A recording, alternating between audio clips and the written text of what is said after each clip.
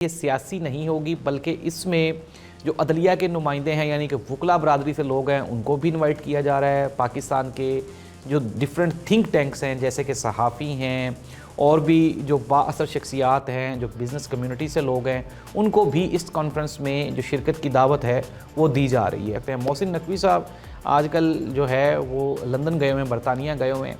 उन्होंने कोशिश की कि वहाँ पे जो पाकिस्तान तरीके इंसाफ के जो यूट्यूबर्स और जो सोशल मीडिया हैंडलर्स हैं उनको डीपोर्ट करवाया जाए वहाँ से। शहबाज गिल के बारे में, शहजाद अकबर के बारे में, मेजर आदिल राजा के बारे में और भी 3-4 शख्सियात के बारे में जब मोहसिन नकवी साहब ने उनके जो कानून नाफिज करने वाले इदारे हैं, उनका जो वजारत ख़ारजा का डिपार्टमेंट है, जब उनसे रब्ता किया तो उन्होंने कहा पाकिस्तान और बरतानिया के दरमियान इस तरह की कोई भी डील नहीं है। जिस नाज़रीन पाकिस्तान तरीके इंसाफ की जानिब से 20 और 21 तारीख को इस्लामाबाद में एक मुतहदा कॉन्फ्रेंस का इनेकाद किया जा रहा है जिसमें अपोजिशन की जितनी सियासी जमातें हैं उन सबको दावत दी जा रही है। इसके अलावा जो ब्रेकिंग न्यूज़ है, जो बड़ी खबर वो ये है कि ये जो कॉन्फ्रेंस होगी ये सियासी नहीं होगी, बल्कि इसमें जो अदलिया के नुमाइंदे हैं यानी कि वकला बरादरी से लोग हैं उनको भी इनवाइट किया जा रहा है। पाकिस्तान के जो डिफरेंट थिंक टैंक्स हैं जैसे कि सहाफ़ी हैं और भी जो बाअसर शख्सियात हैं, जो बिज़नेस कम्युनिटी से लोग हैं,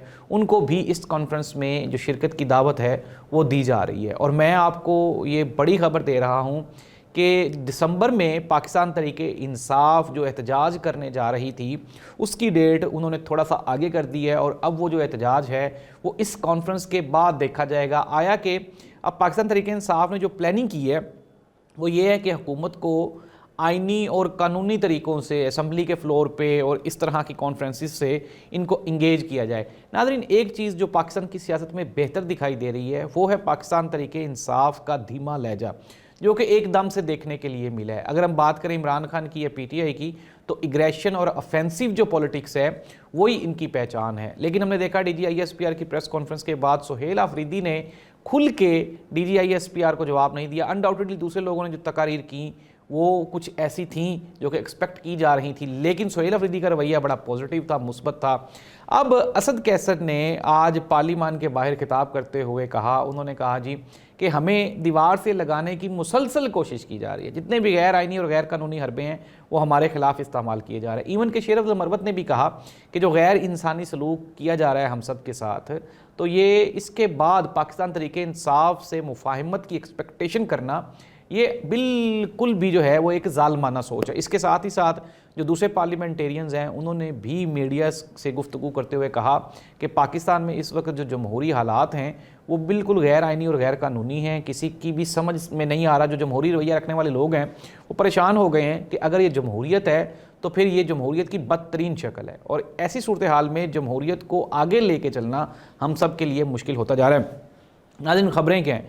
खबरें जिस तरह मैंने आपको बताया कि पाकिस्तान पीपल्स पार्टी और पाकिस्तान ये जो मौजूदा हुकूमत की जो इत्तेहादी जमातें हैं वो कहीं ना कहीं जो हुकूमत से नालां दिखाई देती हैं, लेकिन हुकूमत ने उनको ये जवाब भी दिया। उन्होंने कहा जी कि हम तो ख़ुद बेबस हैं, हमारे तो ख़ुद इख्तियार में कुछ भी नहीं है, तो हम किस तरह से कर सकते हैं। मोहसिन नकवी साहब आजकल जो है वो लंदन गए हुए हैं, बरतानिया गए हुए हैं।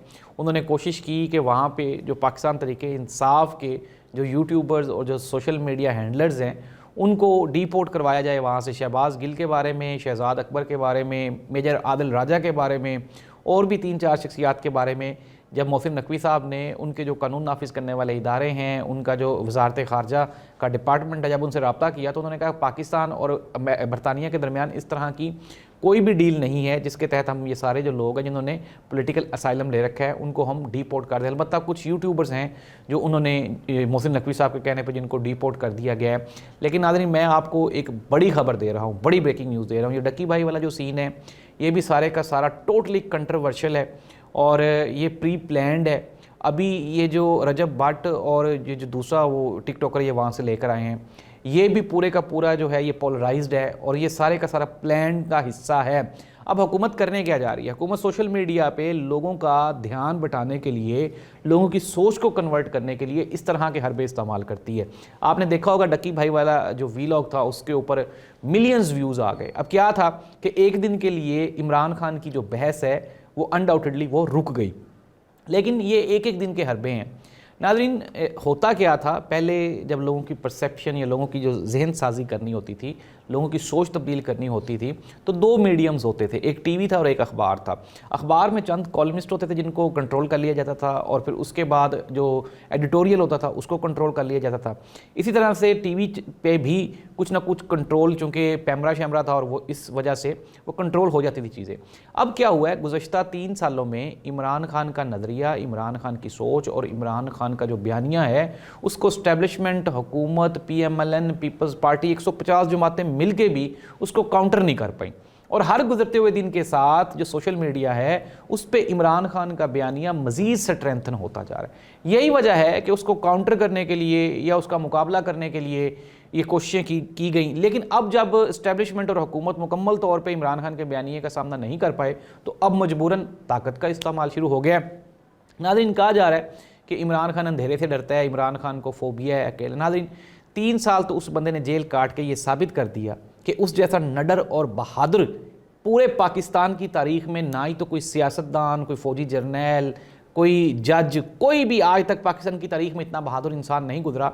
और फिर जिसने सारी की सारी ज़िंदगी शीश महल में गुजारी हो, शीशों की महल में गुजारी हो, फिर 3 साल तक वो बंदे को आपने जेल में रखा, जुल्मों सितम बर्पा किया, अंधेरे में रखा, भूखा रखा, लेकिन इसके बावजूद भी वो डट के खड़ा है। इट मीन्स दैट कि आपको आज भी वो चुभता है। चुभता इसलिए है कि उसने आपके आगे वो जो है वो नी डाउन नहीं हुआ, उसने अपने आपके सामने वो झुका नहीं है। और यही रीज़न है जो हमारी जो ताकतवर लोग हैं उनकी रातों की नींदें उड़ा देते हैं।